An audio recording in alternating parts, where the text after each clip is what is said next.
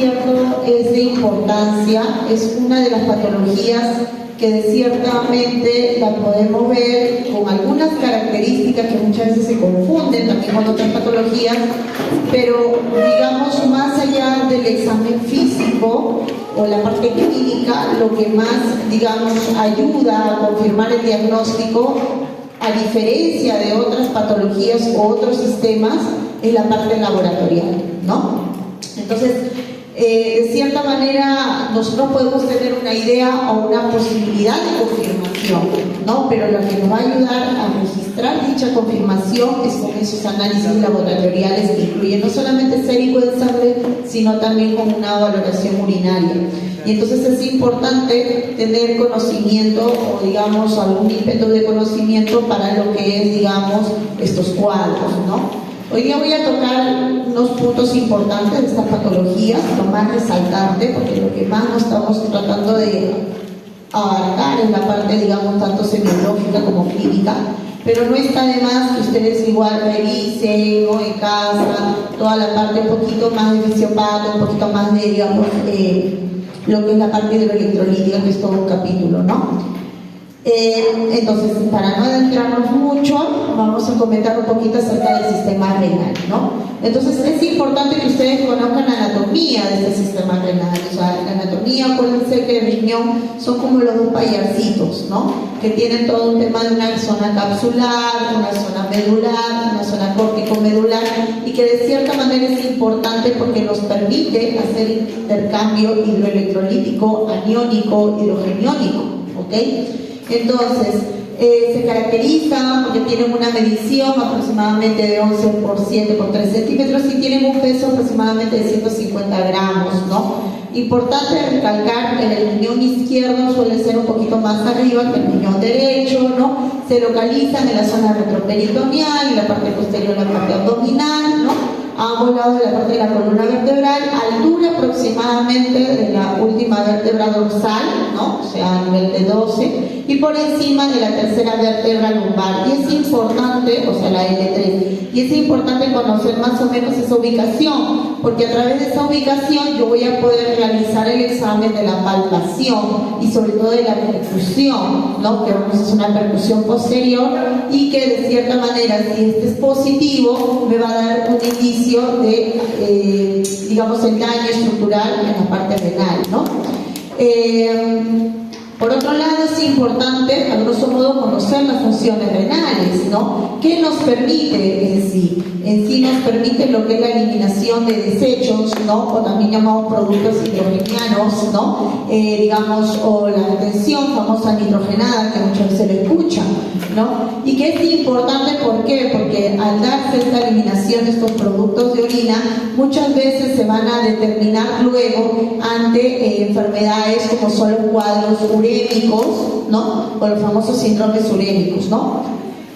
Por otro lado, es importante porque también nos va a permitir lo que es la parte excretoria de agua hidroelectrolítica y que de cierta manera nosotros lo vamos a poder, digamos, determinar no solamente a través del examen de orina, sino también con un examen especial que se le hace a todos los pacientes cuando tienen alteración hidroelectrolítica, que se llama la... Ya, ese es en orina, pero aparte la... Ya... Si yo quiero ver o ver alteraciones hidrogeniónicas, haga muy bien la gasometría, ¿no? Entonces se están dando cuenta que la gasometría no es solamente porque también es otro chip de los internos y residentes, es decir, el AGA para los pacientes renales, ¿no? O las insuficiencias respiratorias. Pero ya han visto que el AGA es fundamental para muchas patologías, ¿no? De acuerdo a eso, nosotros en la gasometría hay que considerar lo más importante, ¿no? Ver el pH, ¿no? Ver, si bien es cierto, la parte oxigenatoria y la parte del CO2, aquí en la función renal es importante ver la valoración, tanto del lactato como el bicarbonato, ¿no? Porque de acuerdo a eso yo puedo decir si el paciente está en una acidosis o una alcalosis metabólica, ¿ok?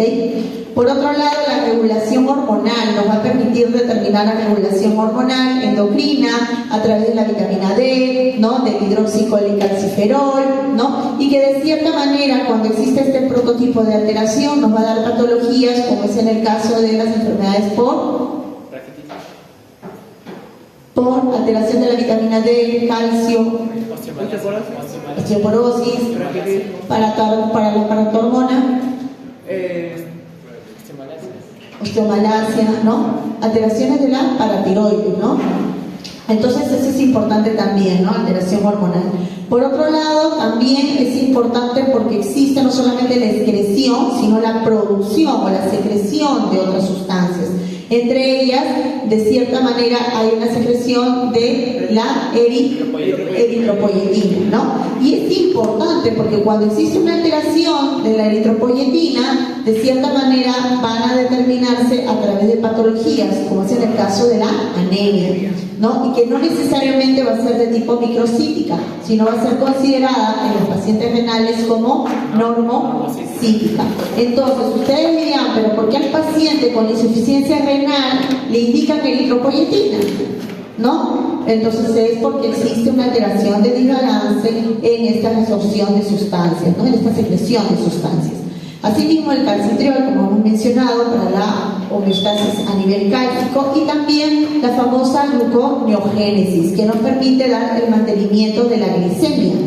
Y aquí se especifica mucho, porque ahora existen, lo que les mencionaba en una primera clase, nuevos medicamentos que de cierta manera abarcan, ¿no? Y que ayudan a evitar mayor riesgo a nivel renal, ¿no? Y que actúan a través de este mecanismo de la gluconeogénesis, ¿no? Como es en el caso de los medicamentos que son los SGLT2, ¿no?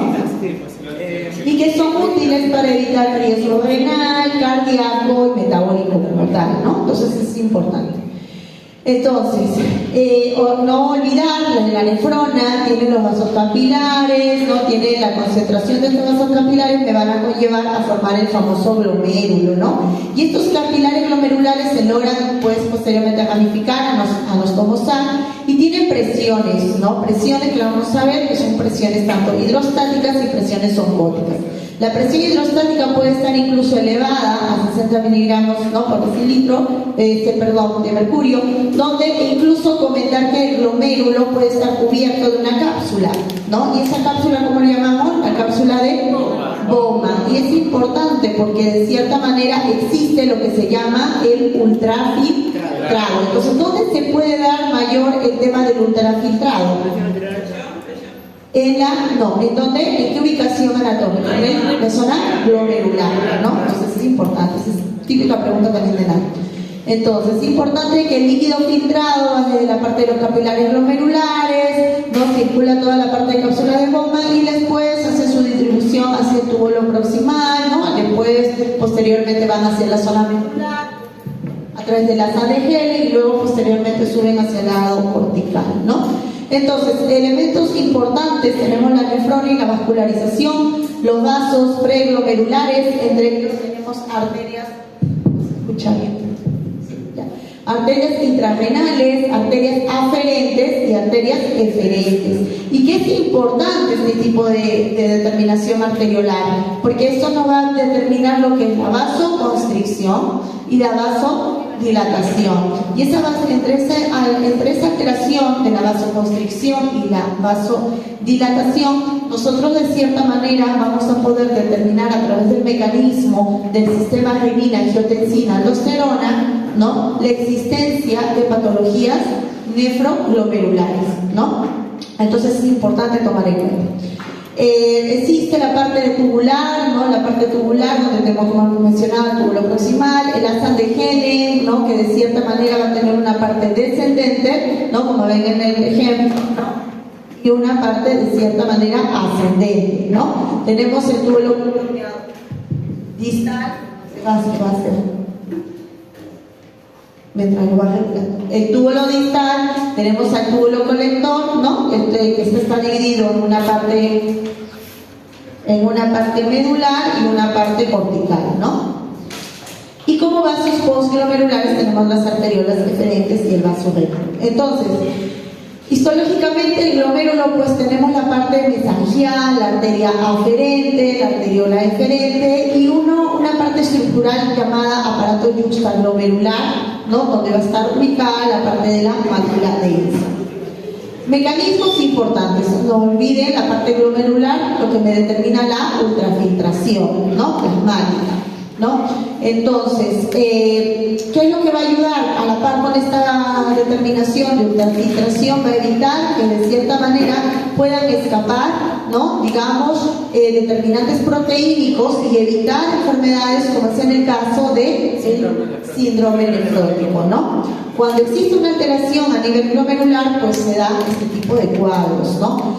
A nivel tubular, que nos permite la reabsorción y secreción, como hemos comentado, reabsorción de sustancias y secreción de otras sustancias, como la que ya también hemos puesto en el cuadro, ¿no? Nos permite a la par el túbulo determinar, digamos, la concentración, ¿no? Y la, digamos, excreción a la par de la concentración y excreción de la orina como tal, ¿no? Tenemos la parte del intersticio con todo el mecanismo de efecto endocrino y la parte de los vasos, ¿no? Con la regulación de sustancias a nivel basal. Entonces, ¿qué nos permite la ultrafiltración? La reabsorción a través de sus túbulos renales, la secreción, que también influye en los túbulos renales y la excreción urinaria, ¿no? Entonces, el filtrado glomerular va a conllevar a lo que es la formación de la orina, conlleva a lo que es la reabsorción, la filtración, ¿no? Y luego la orina se elimina en conjunto con la excreción. Determinantes de esta filtración glomerular, tenemos el flujo de sangre que pasa a nivel glomerular, presiones hidrostáticas que van a ser intraglomerulares, quiere decir que a mayor concentración de presión, mayor, de cierta manera, filtración, existe la superficie de filtración glomerular, en el cual la superficie, a menor superficie, también a la par menor filtración, ¿no? Y la permeabilidad de la membrana para esta filtración. Es importante que nosotros en la parte del endotelio glomerular nosotros tenemos unas, digamos, vacuolas, por no decir, pero lo llamamos podocitos, y en estos casos tienen unas sobrelevaduras o hendiduras que se llaman los pedicelos, ¿no? Que están ubicados en esta membrana basal glomerular y que de cierta manera van a evitar, ¿no? Que no se logre, digamos, eliminar, digamos, contenido proteico para futuro conllevar a enfermedades o patologías como es en el caso del síndrome nefrótico. Por otro lado, esta regulación, como hemos dicho, de la filtración va a dar un mecanismo de vasoconstricción, si estamos hablando de la arteriola aferente, ¿no? Y en la arteriola eferente no hay cambios, el flujo sanguíneo disminuye, la presión hidrostática disminuye, el filtrado disminuye. Si existe una vasodilatación, ¿no? En este caso una vasodilatación en la arteriola aferente, en la eferente no suele haber cambios, el flujo sanguíneo de cierta manera aumenta, la presión hidrostática aumenta y el filtrado aumenta, ¿no? Entonces, importante también saber que la vasoconstricción de la arteriola aferente depende de un mecanismo tanto del sistema nervioso simpático, ¿no? Como también, de cierta manera, si es que viene de la parte de la arteriola eferente, depende de la angiotensina 2. Mientras la vasodilatación de la arteriola aferente depende bastante del óxido nítrico y derivados del ácido araquidónico, ¿ok? Existe, como hemos dicho, mecanismos de filtración a través de las presiones. Tenemos la presión hidrostática glomerular, que esta tiene una concentración de 55 micromercurio. Tenemos la presión hidrostática capsular, que viene a ser 15, ¿no? Y la presión osmótica coloidal capilar, que viene a ser de 30. Todo esto conlleva una presión neta de filtración, ¿no? Que es la mezcla de todas, ¿no? Que es más o menos de 10 milímetros de mercurio. ¿Qué es lo importante aquí? Que también a la par nosotros tenemos que conllevar a todos estos mecanismos de presión una autorregulación, que se conlleve a la par este autofiltrado. Y acá menciona, incluso en un paper completo de la Sociedad Europea de Nefrología, que es importante hacer este mecanismo de regulación a través de la presión arterial media. Entonces, quiere decir, doctora, que si yo regulo bien el tema de la presión arterial media, ¿el paciente tiene menor riesgo de daño a nivel renal? Sí. ¿Entienden? Entonces, acá mencionan, ¿no?, que la autorregulación para mantener esta tasa de filtrado glomerular tiene que tener más o menos una presión media que conlleve más o menos de 80 a 180 milímetros de mercurio, ¿no? Quiere decir que los pacientes con cuadros de hipotensión severa o con PAM, o sea, presión arterial media baja, menor a 60, ¿no?, ¿puede conllevar un daño renal? Sí, ¿no? Por otro lado, ¿qué otros mecanismos adaptativos es determinante en la regulación del ultrafiltrado, ¿no? Cuando es necesario aumentar la filtración por la nefrona, ¿no? Existen los mecanismos de hiperfiltración que se da a la par una vasodilatación de la arteriola aferente. Hay que mantener también la ultrafiltración en condiciones que haya una disminución del flujo renal como tal, ¿no? ¿En qué situaciones? En sangrados, diarreas, etcétera, ¿no? ¿Qué mecanismo acciona? La vasoconstricción de la parte de la arteriola eferente, ¿no? Y hay un mecanismo para proteger el glomérulo ante una excesiva presión. ¿En qué situación? En los pacientes con hipertensión arterial. Entonces, quiere decir, doctora, que el 80-85% de pacientes con hipertensión arterial tienen un riesgo de daño a nivel glomerular, probablemente. Que no se haya estudiado, probablemente. Entonces, hay que, por eso, a la mayoría de pacientes con, digamos, que son hipertensos, se recomienda que pase por el área de nefrología o, digamos, se le pida todos los exámenes de determinación nefrológica para ver si existe una alteración en su mecanismo, ¿no? Por otro lado, existen los mecanismos de transporte tubular, que esta se da desde la luz del túbulo hacia la sangre, ¿no?, que se le conoce como la famosa reabsorción. En la parte tubular se da sobre todo el tema de la reabsorción, ¿no?, y la parte de la secreción. Y existe lo que es el mecanismo de carga eléctrica hidrogeniónica, sodio, potasio, ¿no? Y es importante porque de acuerdo a eso, al ver un mecanismo de alteración, ¿no?, de estos hidroelectrolíticos, me pueden conllevar a cuadros como es en el caso de enfermedades tubulares intersticiales, ¿no? Otro dato importante es el tema del transporte de sodio, que también suele ser pregunta de examen de NAD, donde se da la mayor concentración de reabsorción de sodio en el túbulo proximal, ¿no? No quita la par de que también se ha absorbido en otras partes anatómicas, ¿no? Pero dentro de estas partes la más considerada es la del túbulo proximal, hasta incluso un 75%. A la par la acople a la absorción también de otras sustancias, ¿no? Como glucosa, bicarbonato, fósforo, entre otros, ¿no? Entonces, ¿qué pasa cuando hay una alteración de la hipovolemia? Existe una vasoconstricción arteriolar eferente, aumento de la fracción de filtración, aumento de la presión oncótica peritubular y aumento de la reabsorción de sodio. Cuando existe un mecanismo de hipervolemia, conlleva una vasodilatación arteriolar eferente, disminución de la fracción de filtración, disminución de la presión oncótica peritubular y disminución de la reabsorción de sodio. Entonces, quiere decir, doctora, que yo también a la par, en estos mecanismos de alteración de hipervolemia o hipovolemia, sería necesario pedir sodio en orina, sería, ¿no?, para ver el tema excretorio. Pero lo piden, no. Pero no viene helada. No, no lo piden, que lo deberían pedir, pero no lo piden. Pero no viene helada también, los electrolitos. Pero te determina más que todo el tema sérico y el urinario. Exacto, ¿no? Entonces, importante también, ¿no? No olviden para la concentración, tenemos la agua, sodio, que hemos visto, glucosa, urea, con una concentración aproximadamente reabsorbida, ¿no? Y otro dato importante, que ya lo van a ver sobre todo en el tema de cuando hablemos de la parte renal como tal, ¿no? Existe lo que es, digamos, dosaje para ver el mecanismo de concentración y filtración de estas proteínas en el caso de que lo determinemos de manera sérica. Y esto es lo que se llama la albuminuria, ¿no? Entonces, yo tengo que ver, digamos, la albuminuria, la creatinina, ¿no?, y las proteínas. ¿Cuándo se considera normal? Cuando está en menor de 30. ¿Y cuándo se considera como microalbuminuria? Cuando es de entre 30 y 300. Y macroalbuminuria cuando es mayor de 300. Por otro lado, existen mecanismos para la toma de la tasa de filtrado glomerular, ¿no? Hay varias fórmulas. Si ustedes buscan, hay como 100 5, 6 fórmulas, hasta más. Pero yo tengo que determinar diferentes tipos de ultrafiltrado a través de la concentración de la orina, a través del volumen urinario, a través del tiempo, ¿no? Y de acuerdo a eso saco un dato.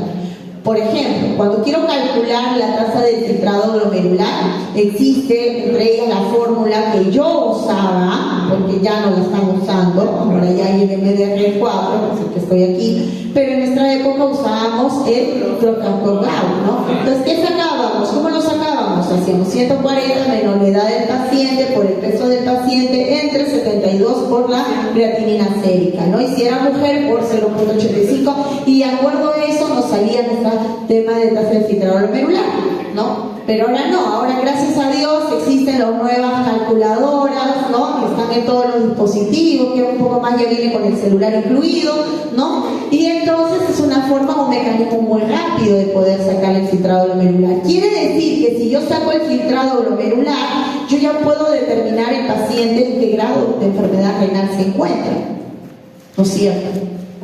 Entonces, quiere decir que el paciente hipertenso y diabético debería yo sacarle su filtrado glomerular. Sí.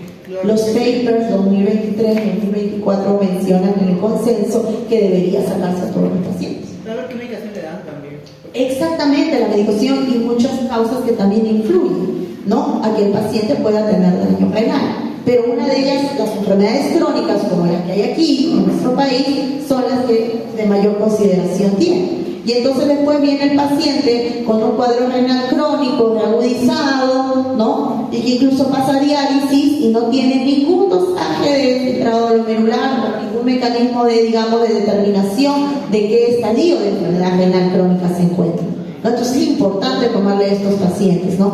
Ojo, por otro lado, no olvidar que los pacientes adultos mayores, ¿no? Ya por el mecanismo de envejecimiento, ¿no? Y por el tema de la angiosclerosis que puedan determinarse por la nefrona, ya hay un daño renal propio.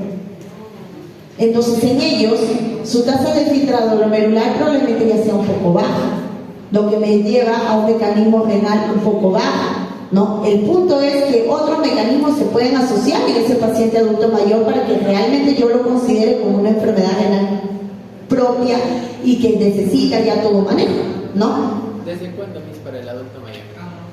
¿Desde cuándo ya lo notaría para adulto mayor? Si es un poco menor que no, el adulto mayor mayormente su tasa de filtrado glomerular, según los papers, ya tiene un estadio 1, algunos incluso ya estadio 2, ¿no? Ahora, en ellos que no tienen alguna patología de importancia, deberíamos, digamos, ver en el tiempo o en el año o anualmente cómo está su tasa de filtrado glomerular, porque si está baja, entonces ya estaríamos hablando de una enfermedad renal crónica ya reagudizada, ¿no? Con otras causas, ¿no? Pero la mayoría de ellos ya tiene un tipo 1, ¿no? O sea, no se diga que todos, pero la gran mayoría ya tiene un tipo 1, ¿no? Entonces a veces uno viene el paciente y dice, no, pero el paciente viene con un estadio 1, con una tasa de filtrado glomerular baja, ¿no? Tiene ya un estadio 1 renal, ¿no? Que necesita diálisis, que necesita esto, que necesita lo otro, pero es un paciente ya adulto mayor con envejecimiento, es un paciente que no reúne, digamos, criterios, ¿no? De hospitalización o de mayor manejo, pero sí, como dice su compañero,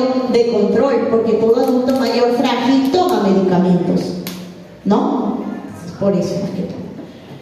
Lo mismo que hemos hablado, existe el MDR4, que ahora ya tiene todo un mecanismo de formulación para ver el tema del filtrado glomerular, y existen diferentes escalas del filtrado glomerular, que lo vamos a hablar en una de las últimas clases cuando hablemos de enfermedad renal, tanto crónica como aguda, pero solamente a grosso modo, porque esta es una parte básica nada más, ¿no? Ver los estadios del filtrado glomerular. Miren, por ejemplo, en el estadio 4 o 5, la tasa de filtrado glomerular es menos de 15, ¿no? Quiere decir que el paciente ya tiene una condición de riesgo para diálisis o prediálisis, ¿no?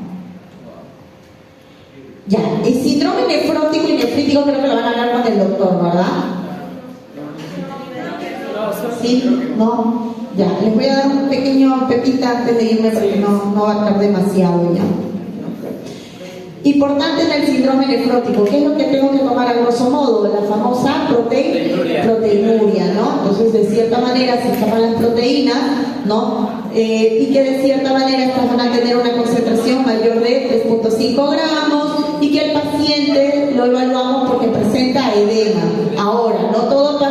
con edema, acuérdense, es un patrón nefrótico, ¿no? Hay muchas causas de edema.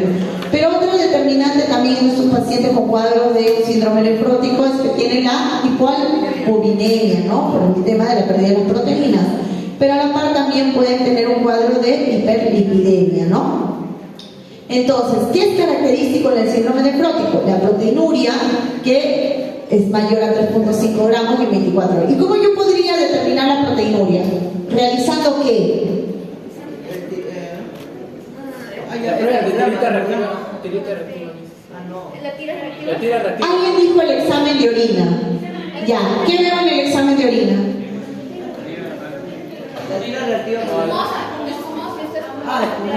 Desde ya al examen de evaluación veo si es orina espumosa o no, ¿no? Pero por otro lado sí, es verdad, en la tira reactiva, porque a veces uno dice, pero estoy en una posta, estoy en un centro de salud y yo no cuento para hacer un estudio de proteínas en orina completo, ¿de qué me voy a basar? Entonces en el examen de orina general existe lo que es el tema de las proteínas.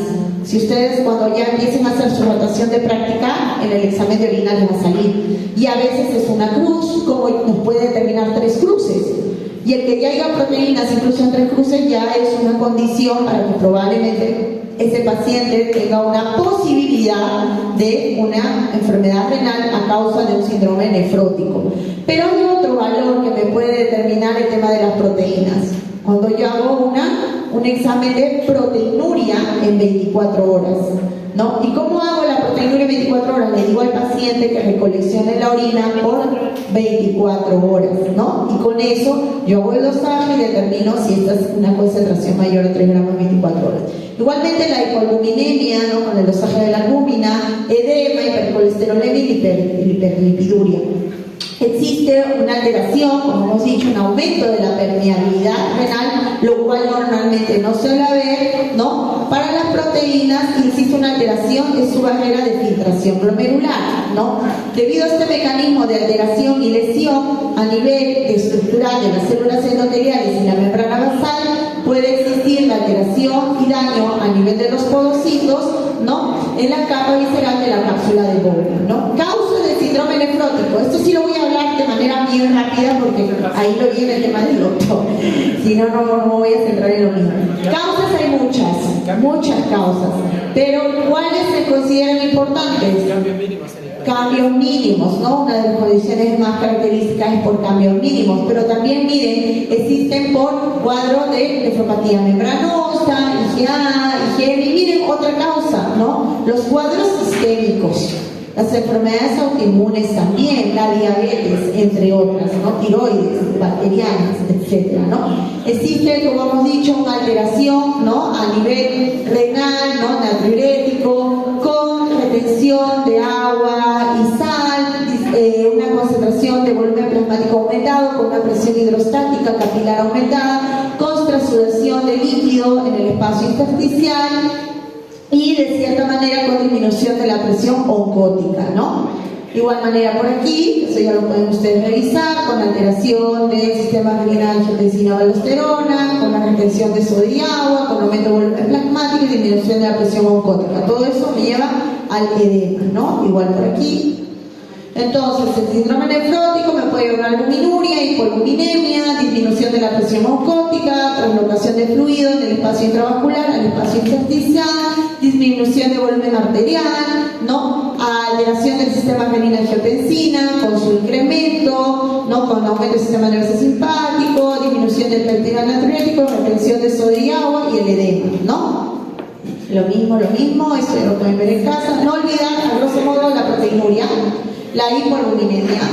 Puede existir una alteración electrolítica en el AGA, ¿no? Con la alteración de su anion gap, que se puede estar bajo, ¿no? ¿Y qué característica en el paciente? El edema, que es un edema que puede ser en anasarca, ¿no? Edema periorbitario, que también puede presentar el paciente, y la lipiduria, ¿no? Igualmente aquí. Entonces, miren, edema de cierta manera blando, frío, no es caliente. Acuérdense, paciente renal, mayormente el edema es frío, ¿no?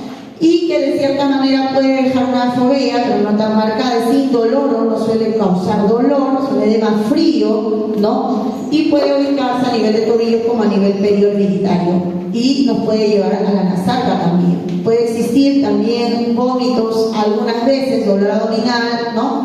O presión arterial, pero dependiendo del paciente. ¿Qué caracteriza en el examen de orina? Las proteínas en orina, que estas pueden estar presentes, puede haber fenilhidroso granuloso, la proteinuria, que es mayor de 3.5 gramos al día, el hemograma, donde de cierta manera el BCG puede estar elevado si estoy pensando en una patología de probabilidad autoinmune, más que todo, ¿no? O alteración plaquetaria.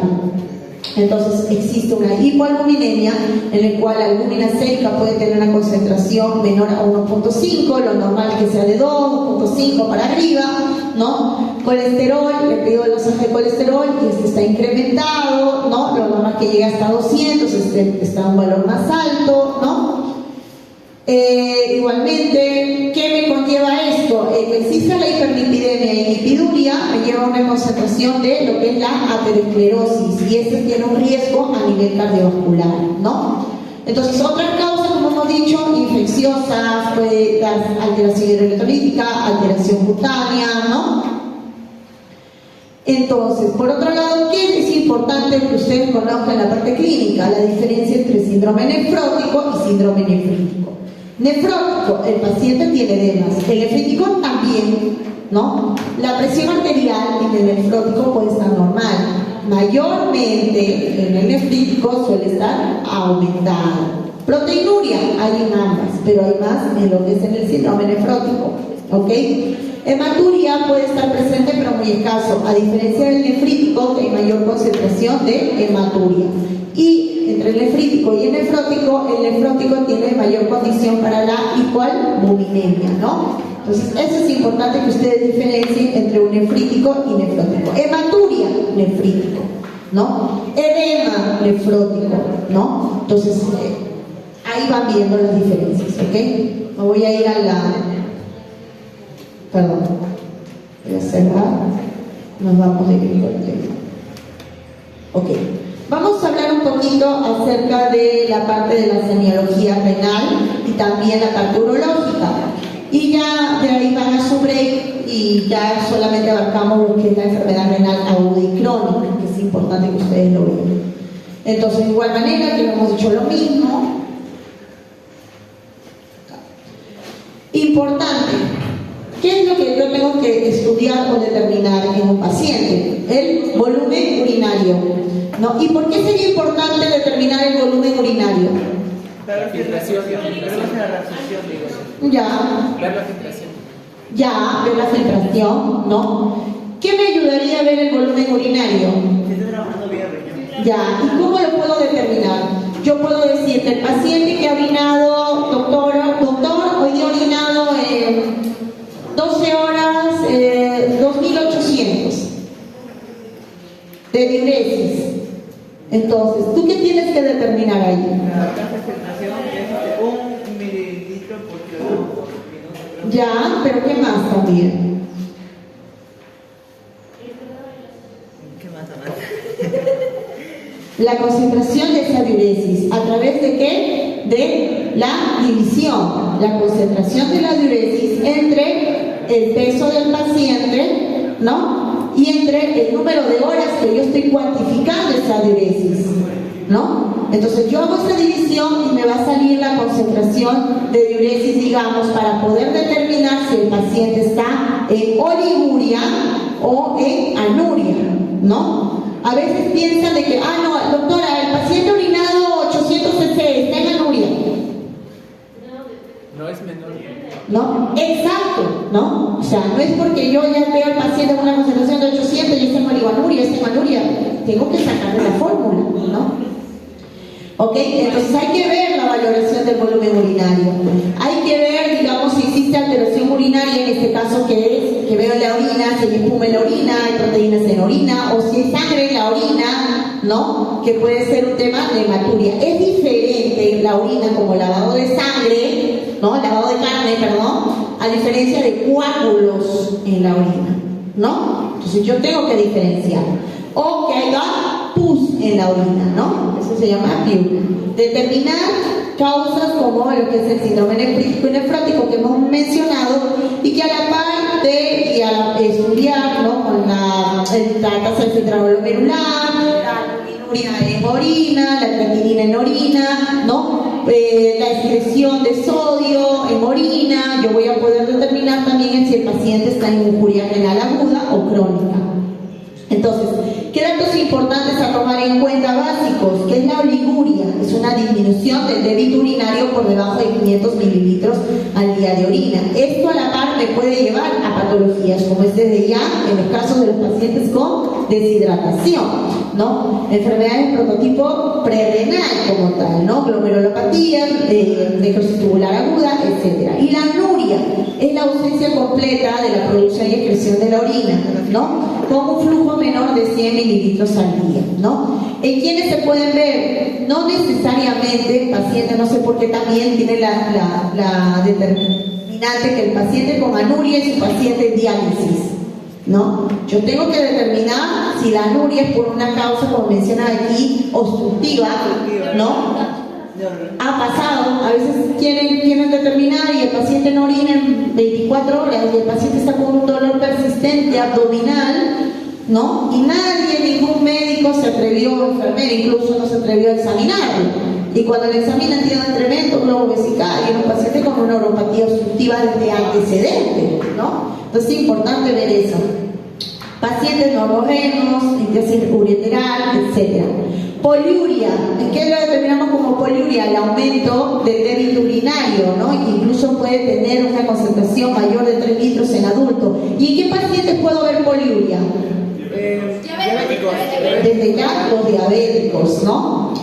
De igual manera, ¿no? O hay aquellos incluso que toman algún prototipo de medicación, como es en el caso del manitol, ¿no? ¿Ok?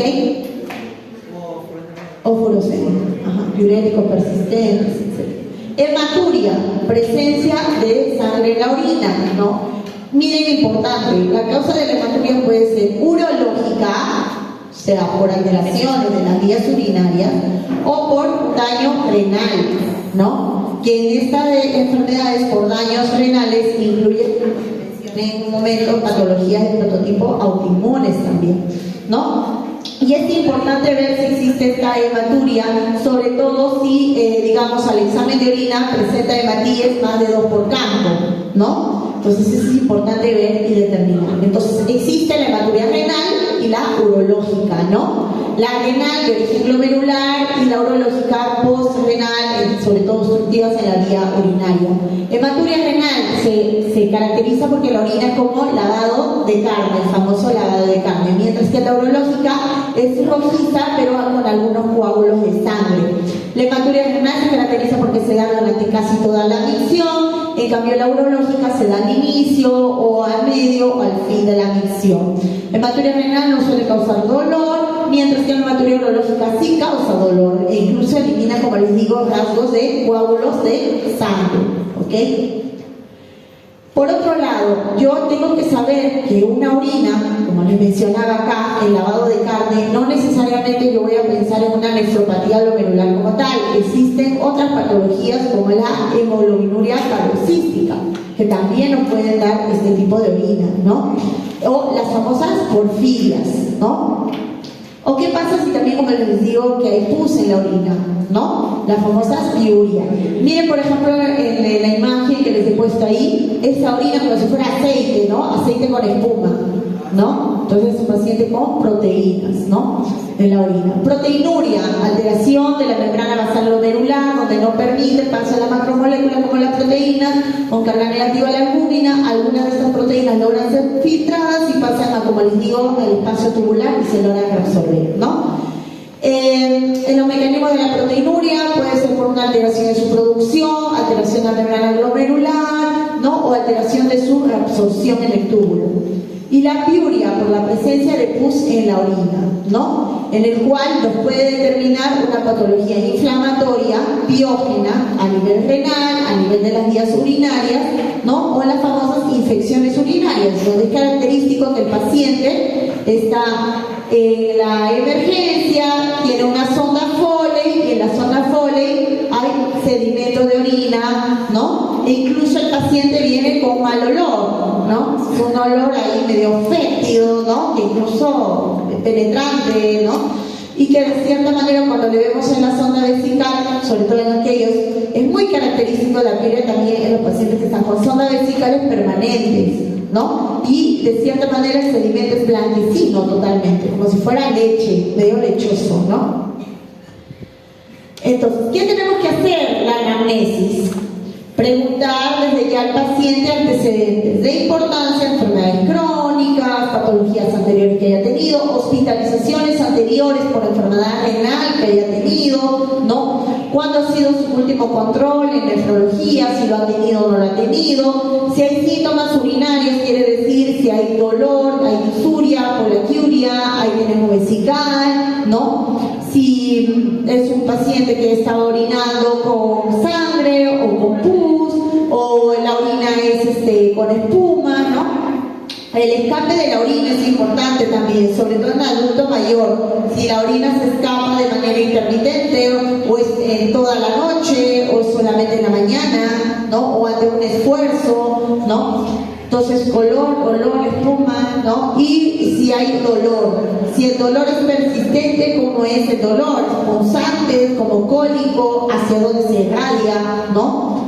Ver la fuerza y el chorro de calibre, que es muy característico poder determinarlo, sobre todo en los varones. Los varones saben muy bien cómo sale el chorro de orina, es un chorro directo, ¿no? A diferencia de que sea un chorro de prototipo intermitente, ¿no?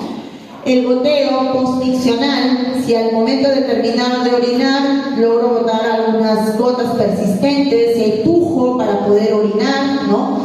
Si al momento de terminar yo siento la sensación de todavía tener una concentración de orina y no la puedo vaciar totalmente, ¿no? Si hay dolor para miccionar, ¿no?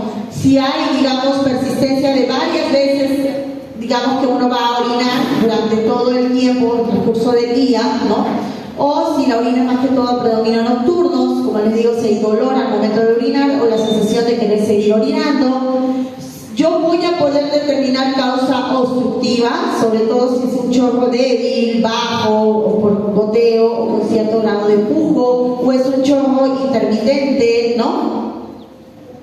Características de la orina, hay que ver la coloración, hematuria, olor y sedimento, ¿no? Es importante en el paciente. Entonces, en el examen de orina, aproximadamente, ese es un basal, ¿no? Nosotros, en el examen de orina nos figura el color, nos figura el pH, nos figura la densidad, si hay proteínas o no hay proteínas, si hay cetonas o no hay cetonas, si hay glucosa o no hay glucosa. Si es que hay nitrito, lo van a colocar ahí el encargado de laboratorio. Por otro lado, lo que más podemos ver en un examen de orina completo son los leucocitos. Ojo, los leucocitos, ¿hasta cuánto es su valor normal en la orina? ¿Cuánto creen? Ajá. En la orina, en el sedimento de orina. De 5 a 10 aproximadamente, ¿no? Pero a veces nos ponen un examen de orina de 15 o un 12 y el paciente no tiene ninguna sospecha de foco urinario, ejemplo, ¿no? Entonces, ahí cuando puede existir alguna duda en el sentido que me salga una orina al límite, quiere decir 12, 15 por campo, ¿no? Pero me sale el paciente con bacterias de 2, 3 cruces, yo puedo pensar que el paciente puede estar cursando con una bacteriuria, ¿no? Y que no necesariamente es un foco urinario como tal, ¿no? Ver también si el paciente presenta levaduras en la orina, ¿no? Historia clínica, no solamente voy a ver la sospecha del foco urinario del sedimento urinario, sino también el sedimento y, digamos, el examen sérico, ¿no? El examen sérico que incluye lo que es la urea y la creatinina, ¿no? Que estas pueden estar elevadas el doble de su valor normal. A la par es importante ver el tema de lo que decíamos, la albúmina, ¿no? Importante como antecedente, ver si tiene antecedentes de enfermedades crónicas, si es hipertenso, si es diabético, si tiene alguna patología inmunopatológica, ¿no? Como es en el caso de los pacientes con lupus, artritis, espondilolopatía, ¿no? Enfermedades vasculíticas, ¿no? o si tiene antecedentes de malignidad, ¿no? NM de pulmón, NM de mama, colon, etcétera, linfomas, etcétera, ¿no? Si también ha ingerido medicamentos, ¿no? No sabemos si es un paciente que toma continuamente metrotexate, que tome AINES, que tome, digamos, aminoglucósidos, que de cierta manera tienen características nefrotóxicas, ¿no? Ver, digamos, si el paciente no presenta síntomas urémicos. ¿Y cómo yo puedo determinar este síntoma urémico? Mayormente son pacientes que vienen por náuseas, vómitos, anorexia, ¿no? Pérdida de peso, alguno de ellos prurito, debilidad, ¿no? Fatiga, letargio, confusión, palidez, ¿no? Y más allá del síntoma urémico, sería bueno, si yo le siento un factor urémico también, hay que descartar que no haya una diabetes asociada, ¿no? Por otro lado, otra de las consideraciones que si yo veo un paciente con, digamos, determinantes para un daño renal, no está de más pedirle los electrolitos séricos, que no solamente incluye el sodio y potasio, ¿no? Sino sodio, potasio, cloro, calcio, fósforo, ¿no? Porque existen patologías como esta, que es la osteodistrofia renal, que se caracteriza sobre todo en pacientes que cursan con hiperparatiroidismo, déficit de vitamina D, acidosis y sobre todo hipocalcemia. ¿Y yo cómo puedo determinar esa hipocalcemia? A través de calcio, ¿no? Por eso le tengo que pedir el calcio sérico, la paratormona y esos otros exámenes. Por otro lado, en estos pacientes puede haber, como mencionaban sus compañeros, hemalasia, osteitis, ¿no? Tengo que ver si el paciente no presenta fiebre, presión alta, la bulimia, que es importante, la diuresis, ¿no? El marcaje de la diuresis, ¿no? A través de su peso, ¿no? Y su concentración de volumen. Ver si no existen rasgos de sobrecarga, o sea, no todo paciente, como les digo, con edema, necesariamente es un paciente que sea una insuficiencia cardíaca o una celulitis, ¿no? Puede ser un paciente con nefropatía renal, pero también puede ser que tenga sobrecarga hídrica, ¿no? Aparentemente no tiene daño renal y le están poniendo un volumen de más de 200 cc, ¿no? Y sin embargo la causa de la hospitalización no ha sido por vómitos ni por diarreas, sino que ha sido causa, y le dejan con la misma terapéutica por 5 días, ¿no? Y el paciente pues está con sonda, todo, y la diuresis es baja, ¿no? Y cuando uno ve, pues tiene un balance positivo, ¿no? Y es por eso que tiene una sobrecarga hídrica, y entonces es importante por eso valorarlo.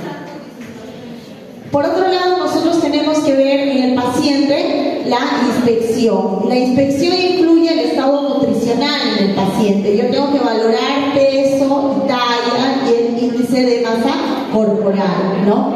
La coloración de la piel del paciente, ¿no? Es diferente que si es un paciente rubicundo, ¿no? Si hay cianosis o si hay palidez, si hay depresión o agotamiento, yo tengo que hacer para eso mi palpación, para ver si hay algún prototipo de masa o ganglios, ¿no? Ver si existe o no granamiento renal a través de la exploración física, y aparte ver si el paciente no tiene fístulas cutáneas, que ya no se hace mucho, ¿no? O si tiene los famosos catéteres. Actualmente los pacientes renales reciben diálisis por catéter peritoneal y catéter venoso central, ¿no?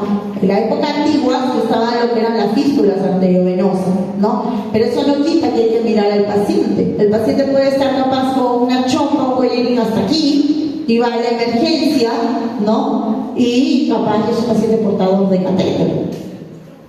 Entonces, hay una fascia característica en el paciente, la famosa fascia renal, ¿no? ¿Y por qué se caracteriza la paciente? Porque es una paciente con una fascia renal terrosa, la famosa fascia terrosa, ¿no? Como tierra, o sea, es oscura, ¿no? Es una fascia terrosa, muy característico como estos pacientes, ¿no?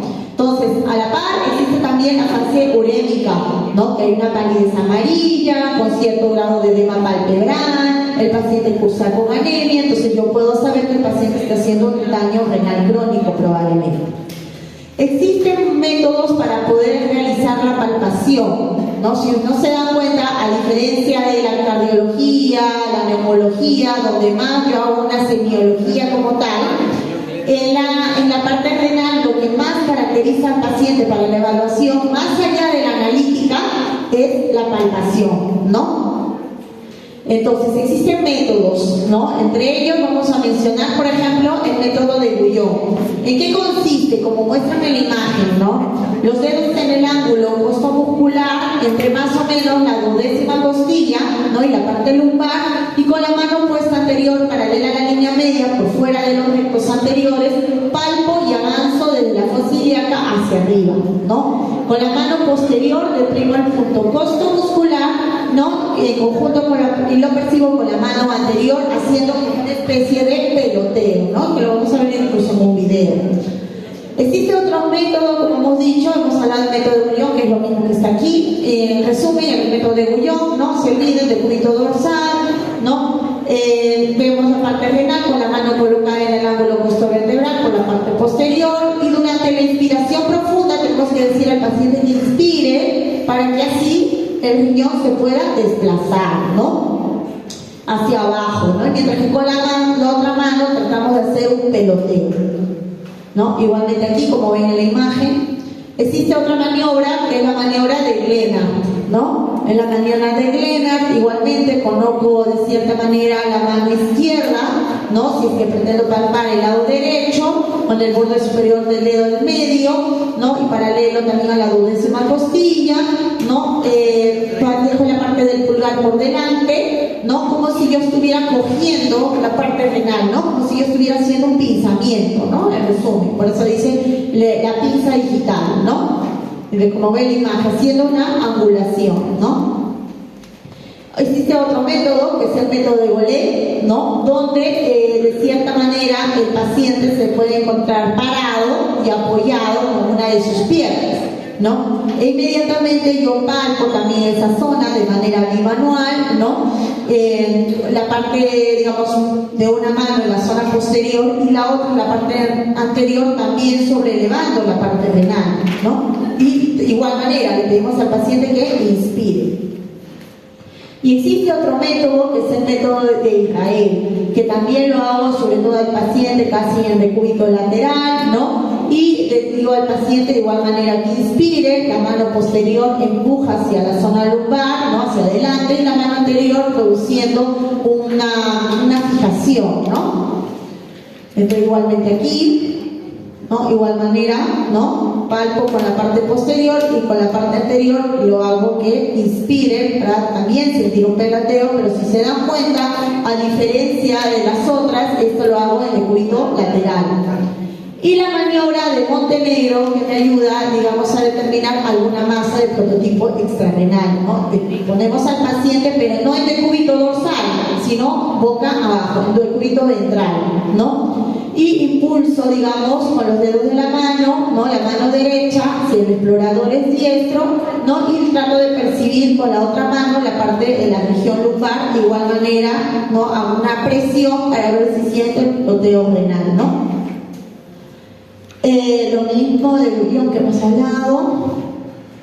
Y importante también, al momento de la palpación, yo tengo que ver al paciente ya en decúbito dorsal los famosos puntos renulaterales, ¿no? Y existe el punto renulateral superior, medio e inferior, ¿no? Que sobre todo este se determina a nivel rectal o vaginal. Pero el que más nosotros determinamos es el punto renulateral superior y el medio, ¿no? El superior, ¿no? En el cual tengo como límite la línea umbilical con el borde externo del recto anterior, ¿no? En la unión ureteropiélica. Y si es doloroso, o sea, quiere decir punto renulateral superior positivo, probablemente, no al 100%, tengo una sospecha de una probable pielonefritis o una, digamos, infección urinaria, litiasis renulateral, etc. No se quiere decir que hay un compromiso renal, ¿no? Si es ureteral medio, busco la línea, digamos, biliaca, ¿no? Entre las zonas biliacas, ¿no? Y con la parte vertical, ¿no? En conjunto con la parte de la espina del pubis, ¿no? Como muestra en la imagen. De igual manera, el punto renulateral lateral, superior lateral empastado, a 1 centímetro por encima de la cresta ilíaca, sobre la línea medio axilar, ¿no? El punto supraespinoso, que se va a dar sobre todo a la salida de la parte del nervio femorocutáneo, frente a la espina ilíaca anterosuperior, ¿no? Y existe también a nivel posterior, porque hemos hablado de la parte anterior, la parte posterior, tenemos a los puntos renolaterales posteriores.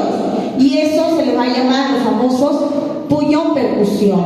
Entre ellos vamos a tener al punto costovertebral de bullón, que se va a delimitar desde el borde inferior de la unión de la última costilla, ¿no?, a la salida del 12º nervio intercostal. Y el costo lumbar, que se localiza en el borde inferior de la última costilla con la intersección del borde externo lumbar, ¿no?, sobre todo en la rama perforante anteroposterior del 12º nervio intercostal, ¿no? Entonces ahí ven el tema de la percusión, ¿no?, sobre todo a nivel costo muscular y costo vertebral, aproximadamente entre la torácica 11 y 12, ¿no? Entonces yo hago la percusión, ¿no?, la percusión con el puño de cierta manera cerrado, ¿no?, y percuto la parte de la fosa renal, ¿no? De igual manera, existe otro método, que es con la palmeta de la mano, diagonal, voy palpando también en esa zona. Vamos a poner un video y con eso ya se van al break, avanzar la segunda parte. Ah, no, que todavía falta, ¿no? 4:20 ya. Estamos bien, estamos bien. Ya, acá este es un video explicando lo mismo que les he mencionado de la palpación, para que lo puedan ver de manera más fácil. El volumen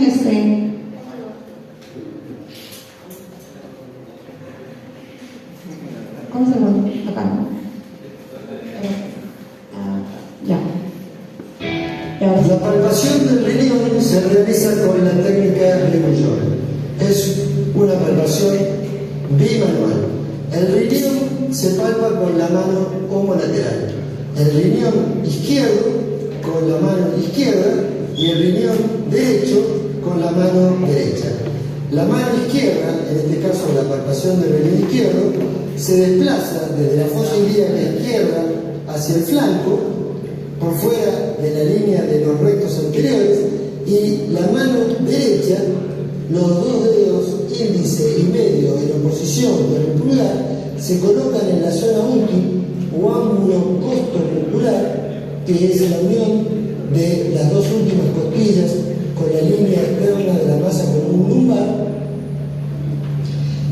tratando de percibir la mano que está por delante, el peloteo que generan los dedos que están por detrás y movilizando al riñón.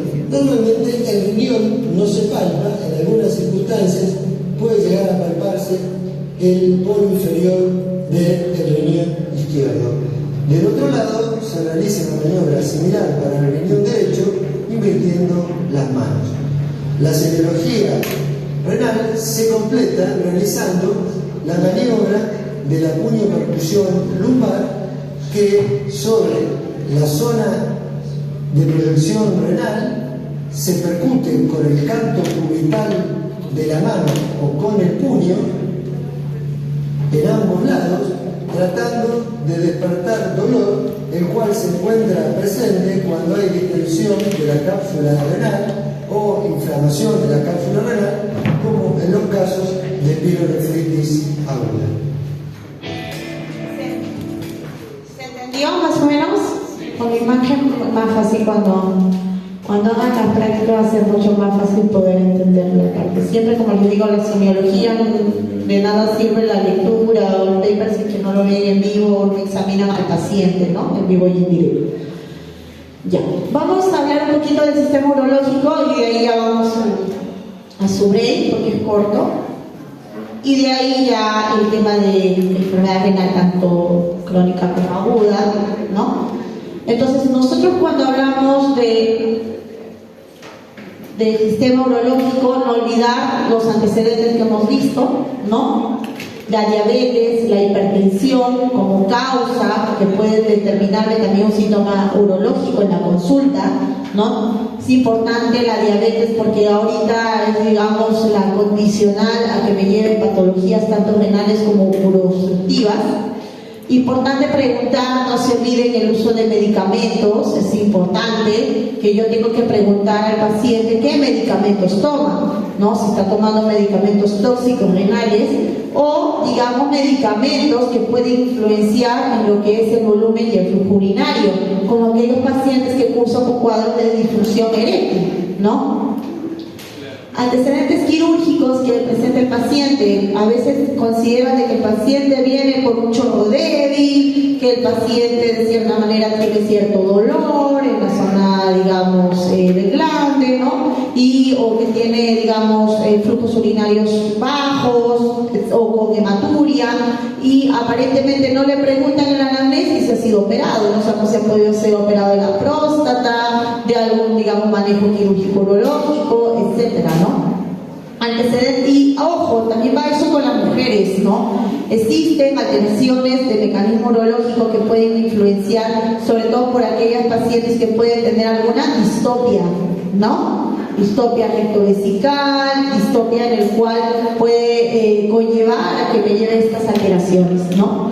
Importante ver en los pacientes también como antecedentes personales si no tiene cuadros de enfermedades de transmisión sexual, ¿no? Si bien el paciente varón, que no es muy característico, ojo, las infecciones urinarias en los varones, pero si bien el paciente con alguna infección urinaria probable y que de cierta manera no lo evalué, no lo examiné, ni siquiera se me dio por evaluar el glande, ojo, somos médicos, el médico tiene que evaluarnos porque, como pasó con una interna, no, doctora, yo no examino el glande porque es un varón. Tienes que examinar, ¿no? Si es joven, igual, no importa, con presencia de más médicos, pero tienes que examinar, porque tú no sabes si el glande tiene lesiones, si tiene verrugas, ¿no? Si es un paciente capaz con sífilis, con alguna ETS asociada, ¿no?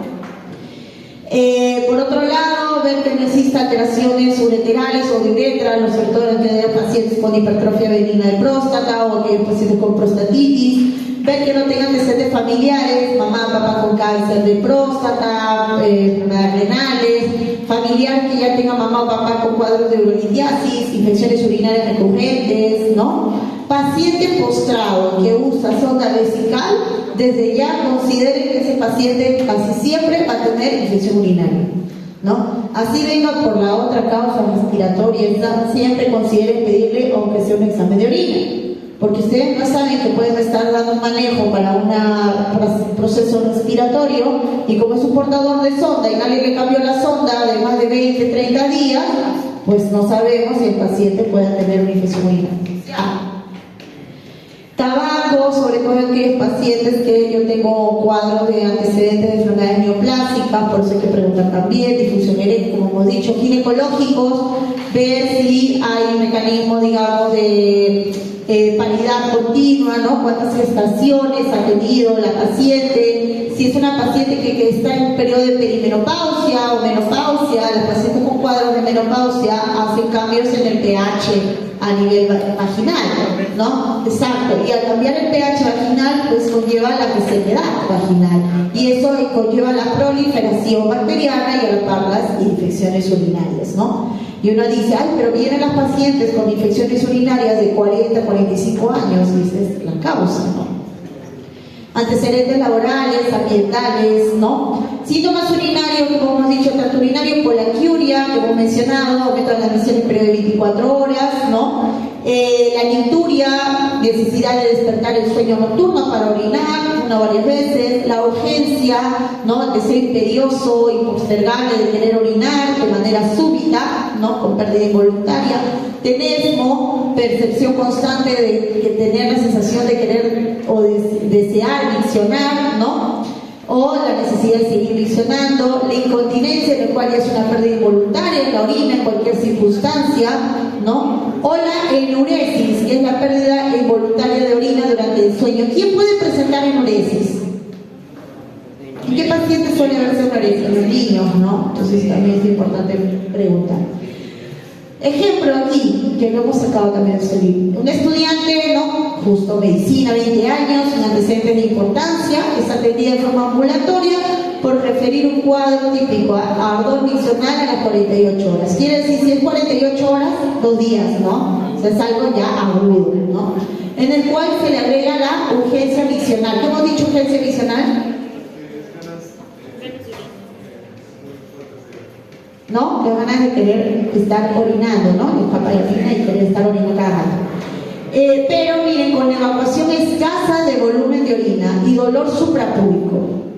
Tuvo un episodio similar hace un año en el cual el médico le diagnosticó una cistitis, ¿no? No es igual una cistitis que una infección urinaria. ¿Por qué?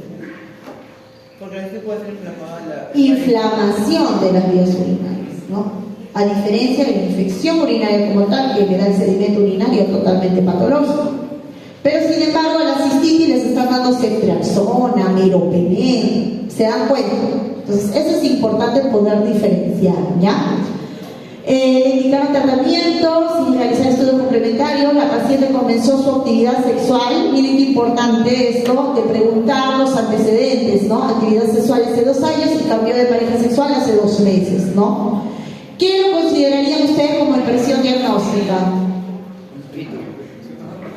Una ITU, ¿no? Entonces, ¿qué tengo que rescatar cuando yo evalúo los datos de un paciente? La anamnesis, los antecedentes personales, familiares, los síntomas que está viviendo el paciente, el inicio, es diferente un inicio de un mes a diferencia de unos días, ¿no? La edad también, es diferente que esta misma paciente me venga con 60 años, ¿no?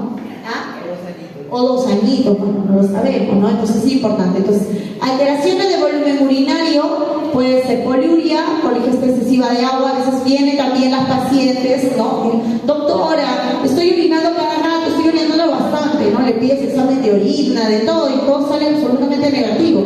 Pero es una paciente pues, que para todo el día en la oficina, hace un calor, que toma agua. ¿Cuánto toma? 2 litros y medio, un poco más, ¿no? Entonces, es importante preguntar eso.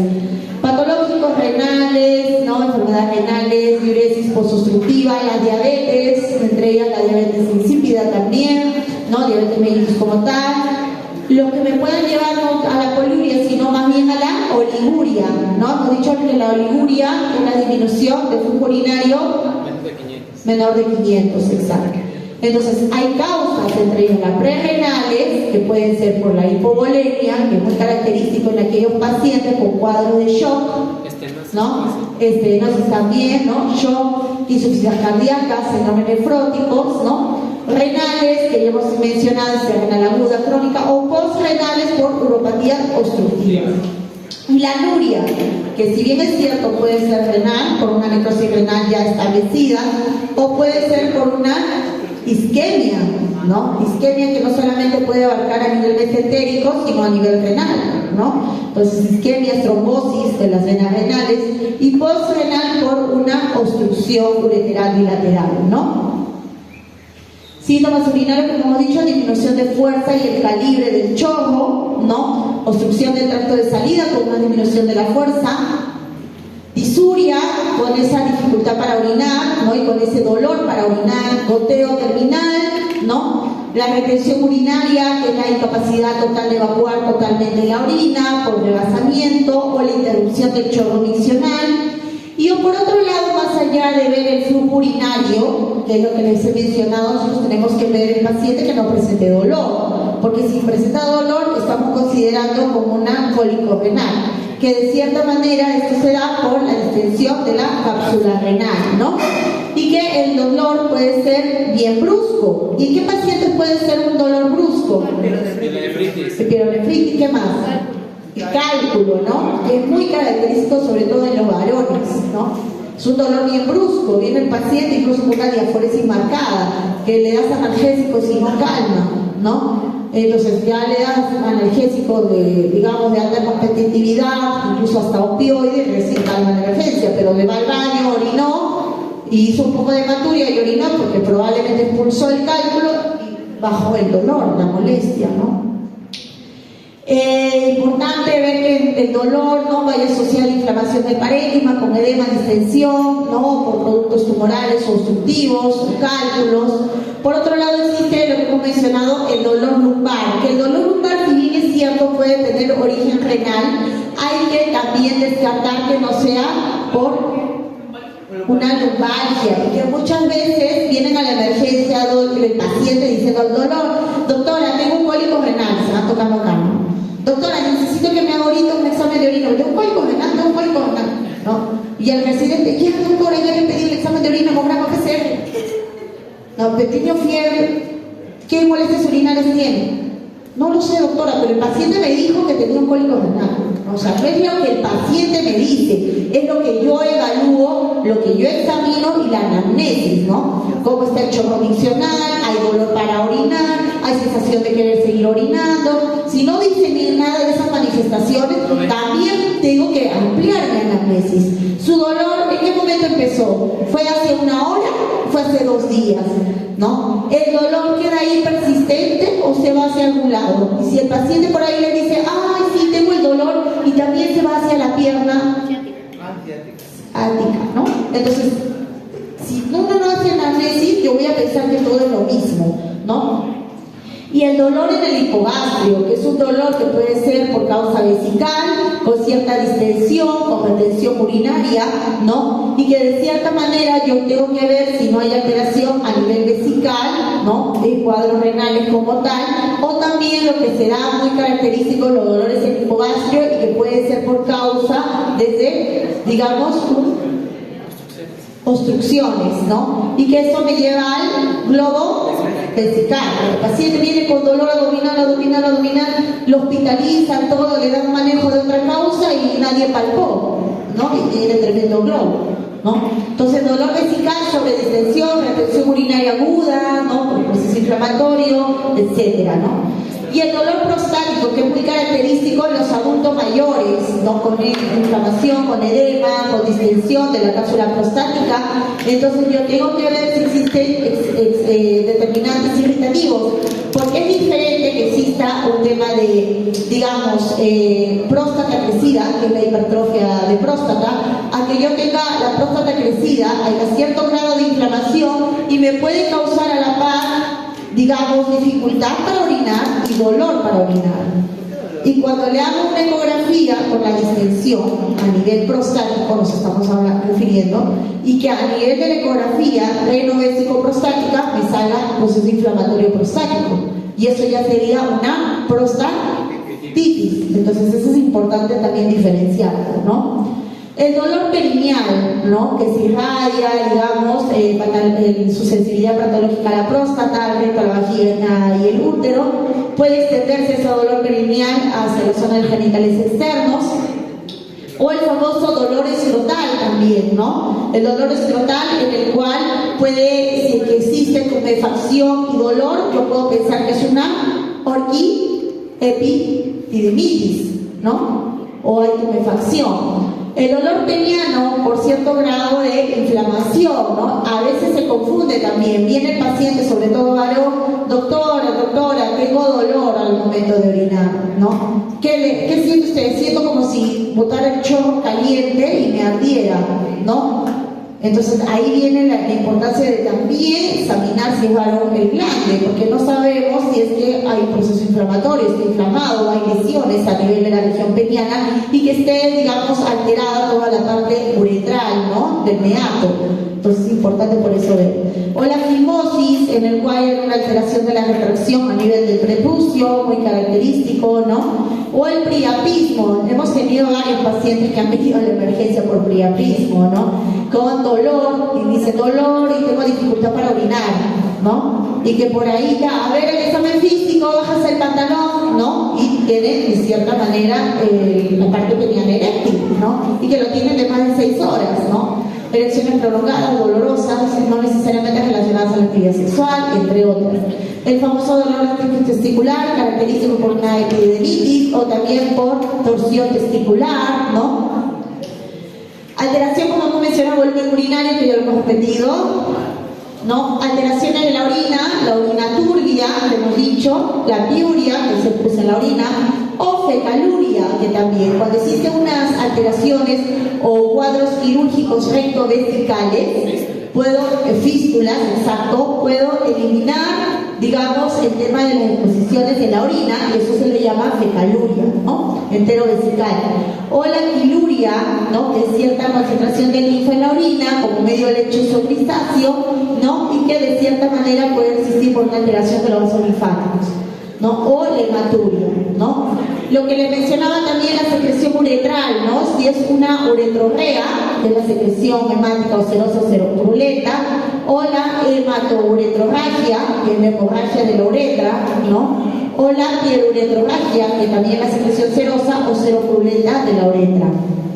Entonces, yo tengo, como he mencionado, ver el dolor, si es un dolor renal o ureteral, ¿no? El dolor renal se da por irritación de las terminaciones sensitivas, ¿no? De la cápsula renal. ¿Quiénes? Te digo, la pielonefritis, los ácidos renales, masas, tumores, infartos.